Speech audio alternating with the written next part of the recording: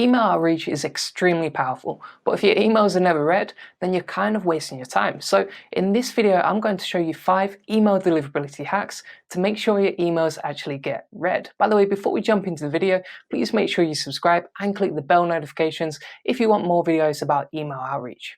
So tip number 1, make sure you don't use any words that are going to trigger spam filters. So there are spam filters in place which will automatically pick up certain keywords such as free, buy now, or even Nigerian prince, and that's just going to land you in the junk inbox. You have to be really careful and specific about the types of words you use, and you have to avoid certain promotional keywords that are just going to trigger spam filters and make sure your email doesn't get read.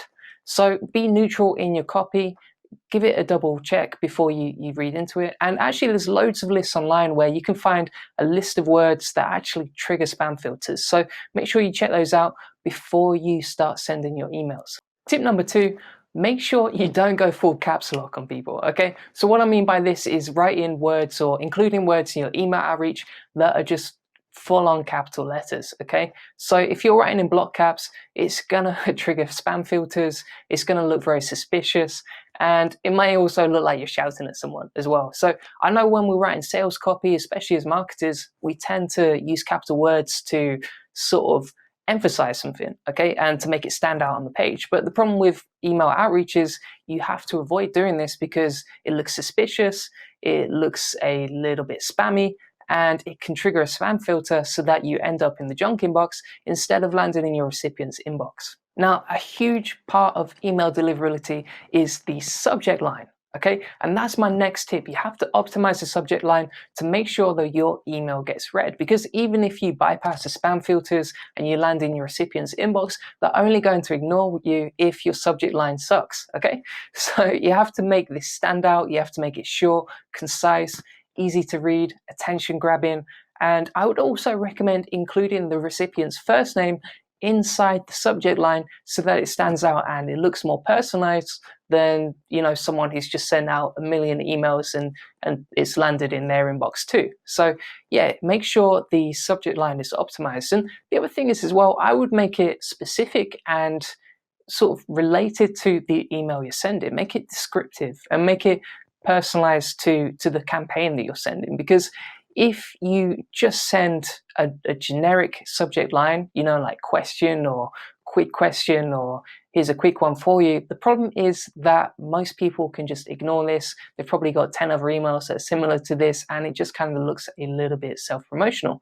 So be careful about that and really work on optimizing your subject line. Tip number 4, I would make sure that you minimize the amount of links you're putting in your email copy, okay? So if you send an email that includes like 10 links to 10 different URLs, then that looks kind of suspicious and it looks kind of spammy to spam filters, right? And they're more likely to put your email in the spam inbox, right? So what I would do is, first of all, reduce the amount of URLs you include in your email copy, but also make sure that if you do send any URLs in there or any links to anywhere, you include the raw URL so people know where it's pointed to. Because the problem is that there's a lot of phishing scam emails online, and quite often within these emails, people link within the word, okay? And then when you click on the word, you don't know where it leads to. Maybe you get hacked, you get phished, whatever.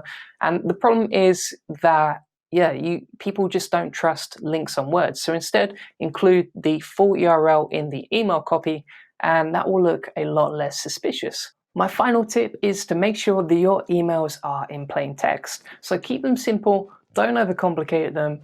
And the thing is, you know, if you start including like HTML elements in your emails, or if you start including pictures, quite often these will get blocked by someone's email servers, especially if they don't recognize your email address.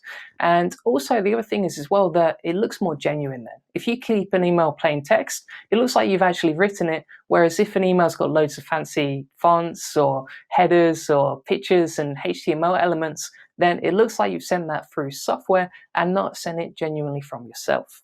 So that's it from me and my email deliverability hacks. I hope they've helped you, but let me know in the comment section below what you're struggling with when it comes to email deliverability, and if there's anything I can help you with, I definitely will try.